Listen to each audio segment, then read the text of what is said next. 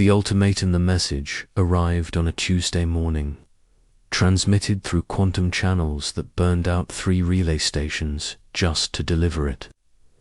Ambassador Chenwei stood in the observation deck of Lunar Station, watching Earth turn slowly below him, unaware that everything was about to change.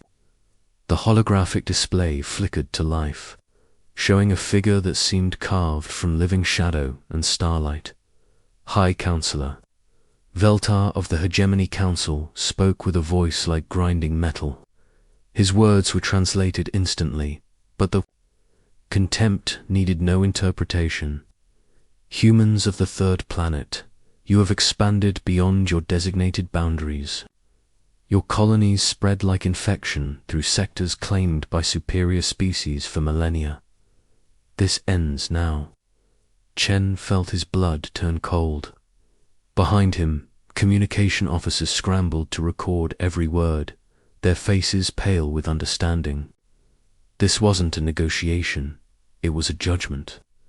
You will abandon all settlements beyond your moon within 30 of your days, Veltar continued.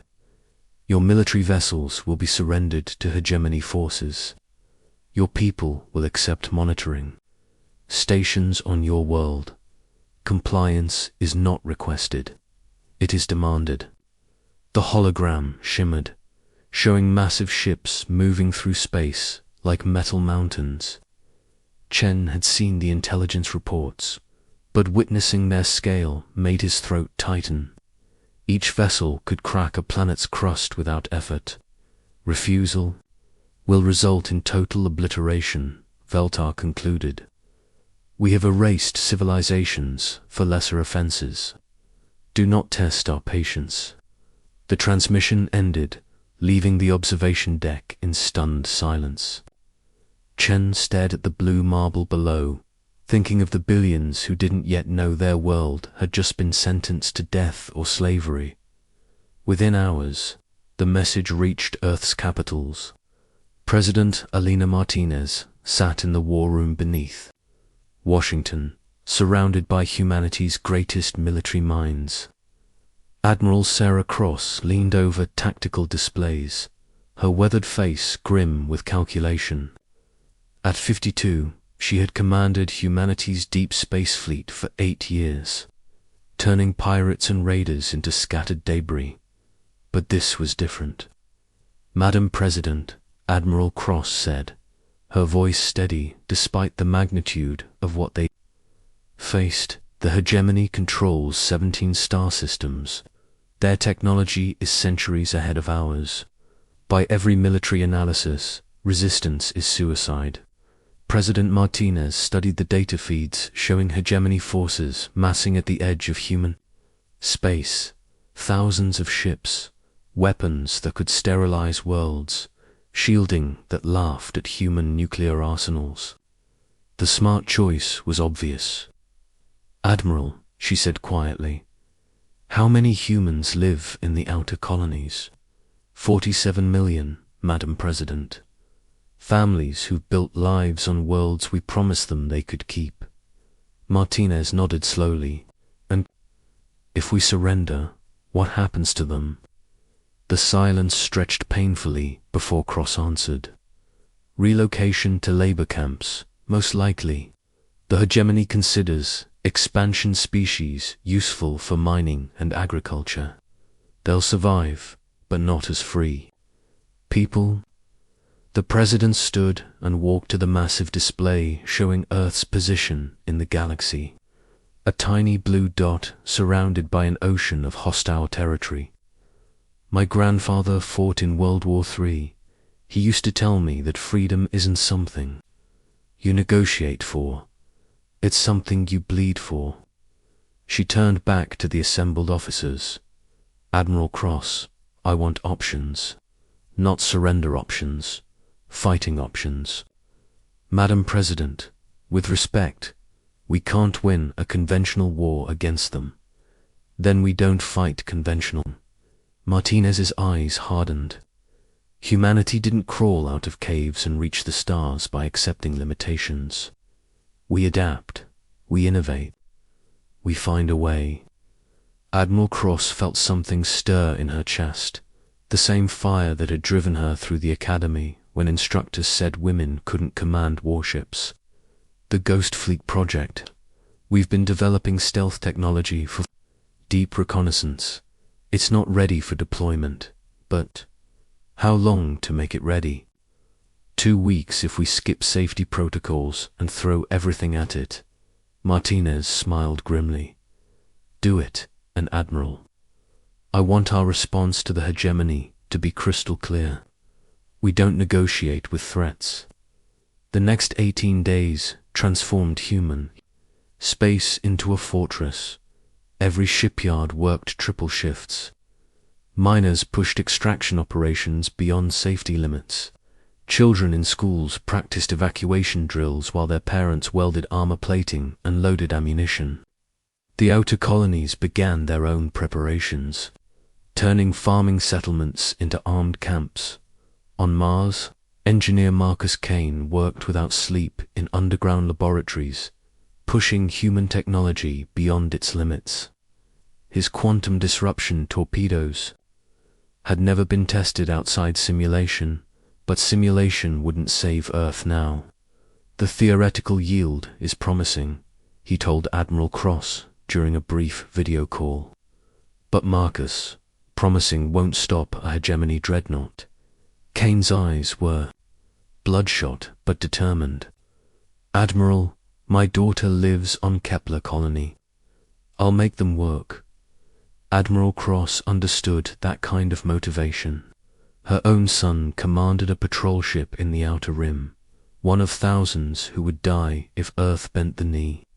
She studied the tactical projections one more time, looking for an angle the hegemony wouldn't expect. Humanity's fleet was tiny compared to the alien armada, but it had advantages the Council didn't understand. Human ships were built by a species that had fought itself for millennia. Every design incorporated lessons learned from brutal wars where survival meant evolution or extinction. Where alien vessels prioritized overwhelming firepower, human ships emphasized speed, maneuverability, and the ability to keep fighting after taking massive damage. The Ghost Fleet represented humanity's greatest gamble.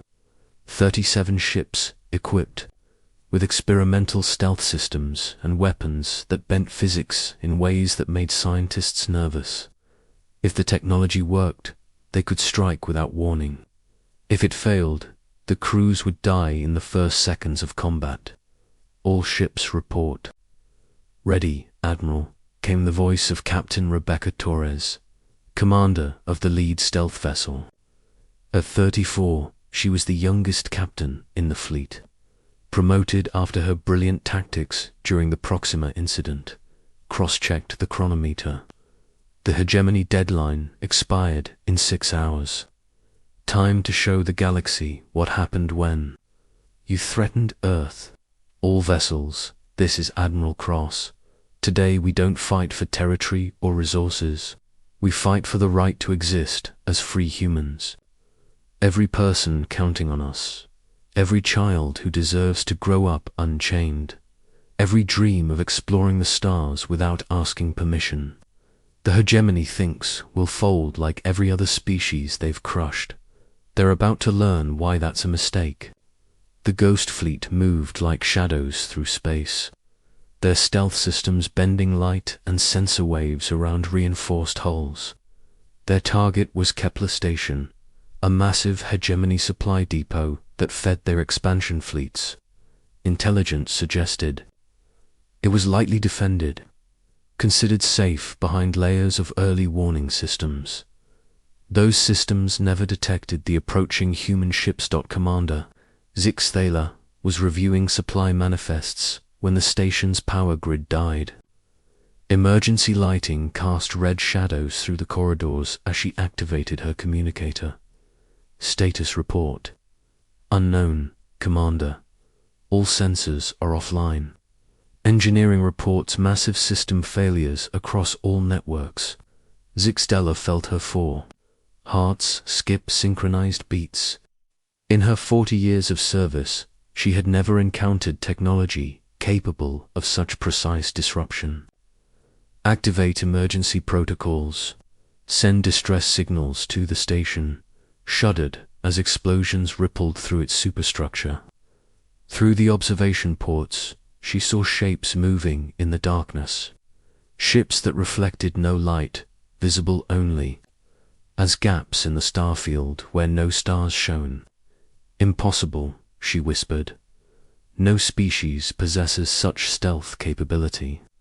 Marcus Kane's quantum torpedoes tore through the stations, shielding like paper. Each explosion sent shockwaves through the hegemony's supply network, destroying equipment that would take months to replace. But the real message was simpler than sabotage. As the ghost fleet vanished back into the void, they left behind a single transmission broadcast on all hegemony frequencies. President Martinez's voice was calm, but every word carried the weight of a species that refused to kneel. High Counselor Veltar, you seem to have mistaken Earth for one of your previous victims. We are not a civilization that surrenders to threats. We are not a people who trade freedom for survival. Your ultimatum is rejected. If you want our worlds, come and take them. But understand this: every step you take toward Earth will be paid for in blood. Every ship you send will be met with fire. Every threat you make will be answered with fury. You wanted to see what humanity is capable of when cornered. You're about to find out. The transmission ended, leaving hegemony commanders across 17 star systems staring at their screens in disbelief. In 3 centuries of expansion, no species had ever struck first against the Council. No civilization had dared to reject their ultimatum with violence. High Counselor Veltar received the reports in his chamber aboard the flagship Eternal Dominion. His advisors spoke in hushed tones about impossible technology and unprecedented aggression. They recommended caution, further study, perhaps even negotiation. The transmission ended, leaving hegemony commanders across 17 star systems staring at their screens in disbelief. In 3 centuries of expansion, no species had ever struck first against the Council. No civilization had dared to reject their ultimatum with violence. High Counselor Veltar received the reports in his chamber aboard the flagship Eternal Dominion. His advisors spoke in hushed tones about impossible technology and unprecedented aggression. They recommended caution, further study, perhaps even negotiation. Veltar silenced them with a gesture. His species had ruled the galaxy for 1,000 years through absolute dominance. They had crushed uprisings before they could spread, eliminated rebellious thoughts before they could take root. Earth's defiance was a disease that would infect other worlds if left unchecked. Mobilize the Death Fleet, he commanded. Prepare the extinction protocols. This ends now. Fire and steel. The hegemony's response came like a storm of metal and fury. Commander Zixthala led the retaliation fleet, her damaged pride demanding human blood. The target was Titan Colony, humanity's largest mining operation in the Outer Rim. 40,000 civilians called it home, including families who had never seen Earth except in photographs. Colony Administrator David Park watched the sensor displays with growing horror. 200 hegemony warships dropped out of hyperspace at the system's edge, their weapons already charging for bombardment. His hands shook as he activated the colony-wide alert system. All civilians to emergency shelters immediately. This is not a drill. Repeat, all civilians to emergency shelters. The evacuation had been practiced hundreds of times since the crisis began. But practice couldn't prepare anyone for the reality of alien warships blocking out the stars. Children cried as their parents carried them through underground tunnels, carved from Titan's ice. Engineers stayed at their posts, trying to jury-rig defensive systems that everyone knew were hopelessly inadequate. Commander Zixtaler studied the human colony through her tactical display.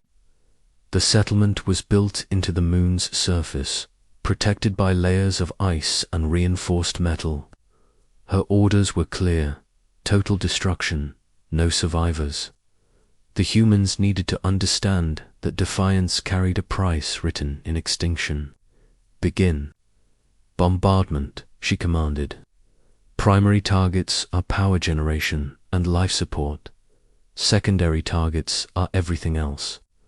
The first wave of plasma bolts lit up Titan's surface like artificial suns.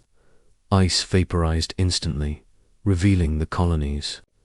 Infrastructure buried beneath. Emergency shields flickered and died under the assault. Park watched helplessly as sections of his colony disappeared in boiling clouds of superheated gas. But the humans had learned from their mistakes. The shelters weren't just hiding places. They were connected by tunnels that led to hidden launch bays. As the bombardment continued, evacuation ships blasted free from concealed openings, carrying civilians toward the outer system where Earth's patrol fleets waited. "Sir, we're detecting multiple launch signatures," reported Zixtaler's sensor officer. "The humans are evacuating." "Let them run," she snarled. "Soon there will be nowhere left to hide." What she didn't detect were the 37 Ghost Fleet vessels moving silently through Titan's debris field. Admiral Cross had positioned them perfectly, using the colony's destruction as cover for their approach. The hegemony fleet was focused on bombardment, their sensors degraded by their own weapons fire. "All ships, this is Cross. Target the command. Vessels, full quantum torpedo spread on my mark." The Ghost Fleet struck like invisible hammers. Marcus Kane's experimental weapons materialized out of nothing, bypassing shields through quantum tunneling and detonating inside alien hulls.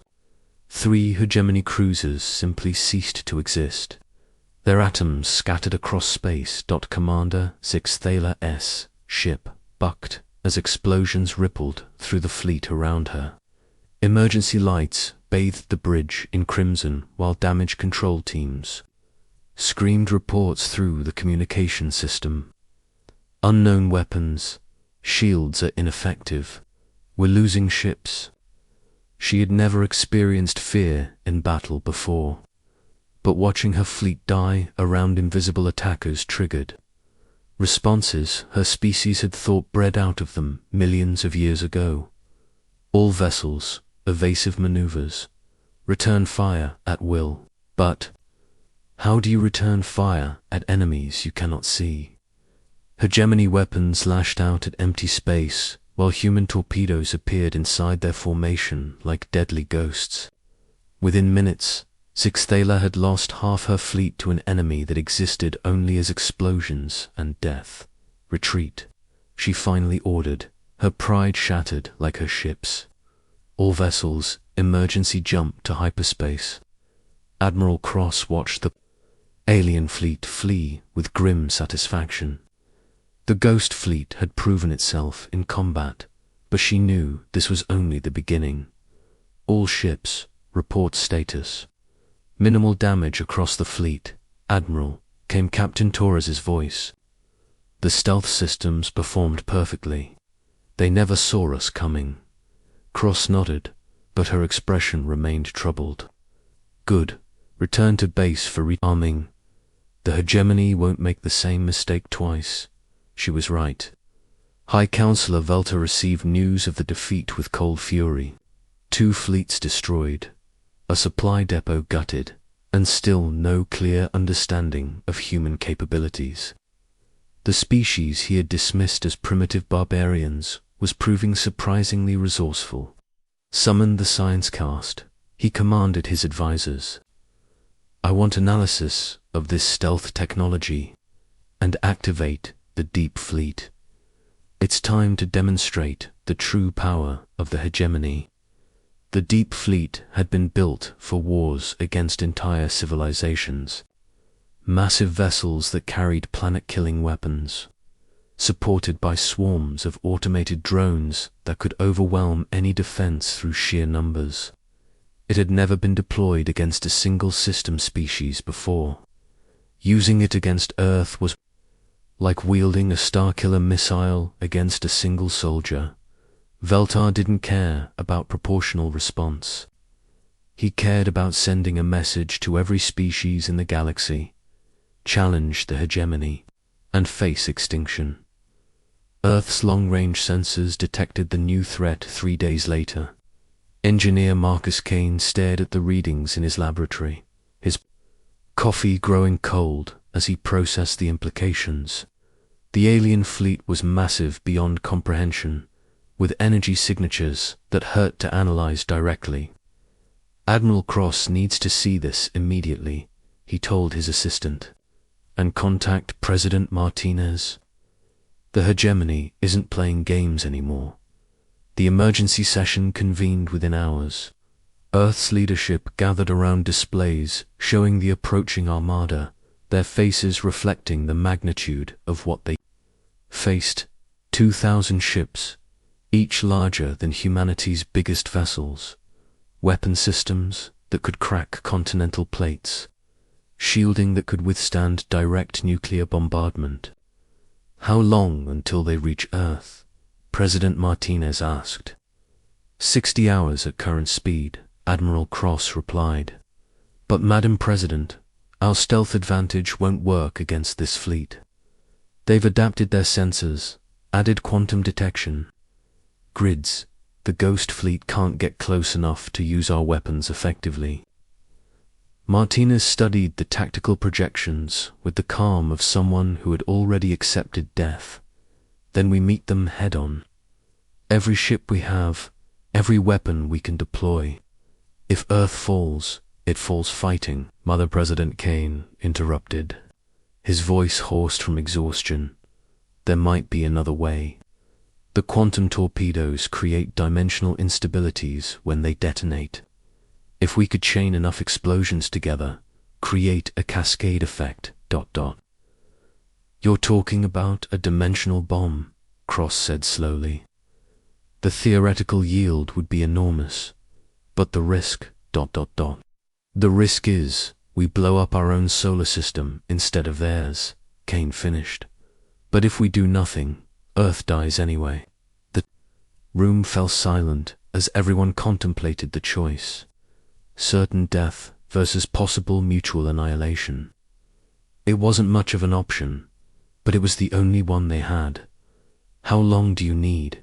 Martinez asked.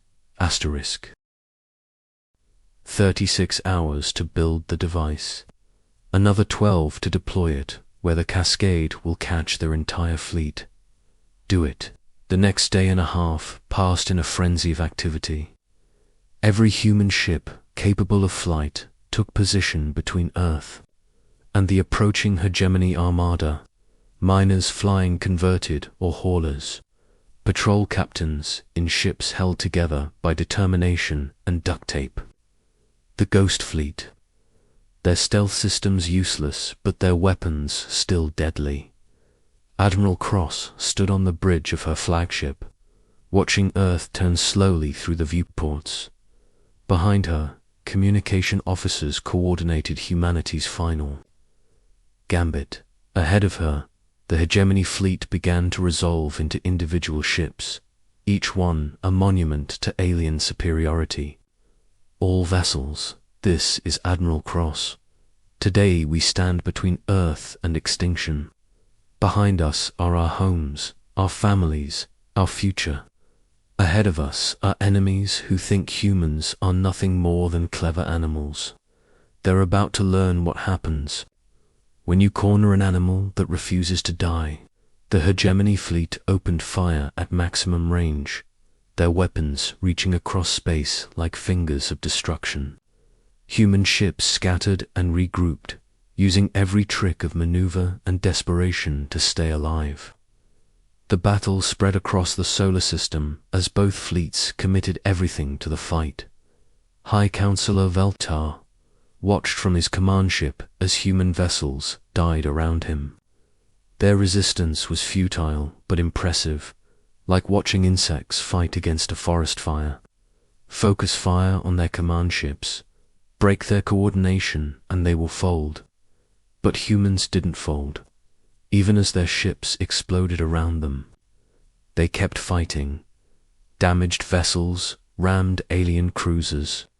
Pilots with no weapons left used their ships as guided missiles. Every death bought precious seconds for Marcus Kane's device to reach its target position. "Admiral, the dimensional torpedo is in position." Kane's voice crackled over the communication system. "But I need to trigger it manually. The cascade effect requires precise timing that our computers can't calculate." Cross felt her blood turn to ice. "Marcus, that's a suicide mission. My daughter is still on Kepler Colony. Admiral, if this works, she gets to grow up free. That's worth any price." Before Cross could respond, Kane's experimental ship broke from the human formation and accelerated toward the heart of the hegemony fleet. Alien fire concentrated on the small vessel, but Kane flew like a man possessed, dodging through the storm of destruction with desperate skill. Veltar noticed the lone human ship threading through his fleet's formation. "What is that vessel doing? Destroy it immediately." But Kane was already at the detonation point, his hands steady on controls that would reshape the local space-time continuum. Through his viewports, he could see alien ships surrounding him, like metal mountains. Soon they would all be gone, scattered across dimensions that had no names. "For Earth," he whispered, and triggered the cascade.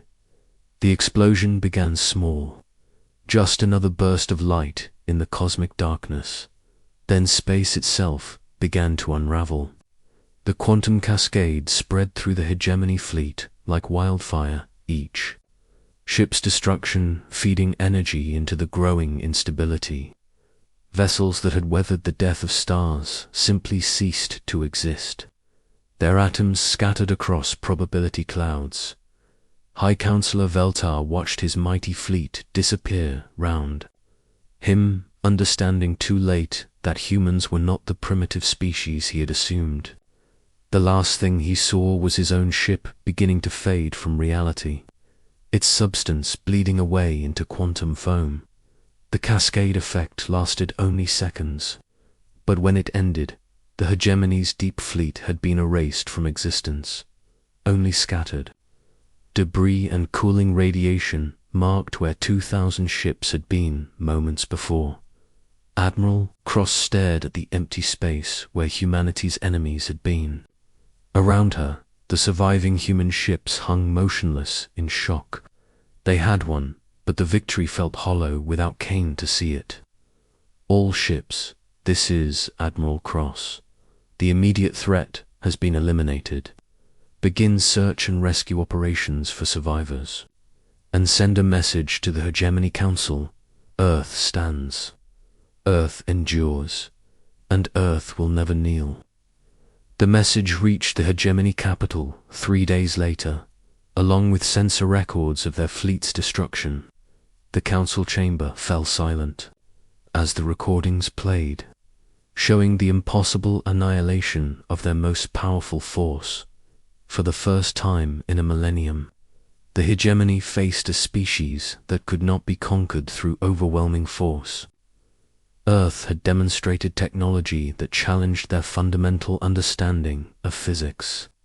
Worse, they had shown the kind of determination that turned certain defeat into impossible victory. The debate that followed lasted days. Some counselors demanded revenge, mobilization of every ship in the hegemony. Others argued for negotiation, recognition that humans had earned the right to exist as equals. In the end, pragmatism won over pride. The formal recognition arrived as a quantum transmission, BROADCAST, across all human colonies.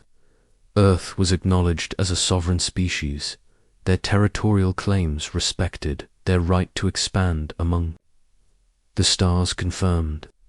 It wasn't friendship, but it was acceptance born from respect. President Martinez read the treaty in her office, surrounded by advisors who still couldn't quite believe they had survived.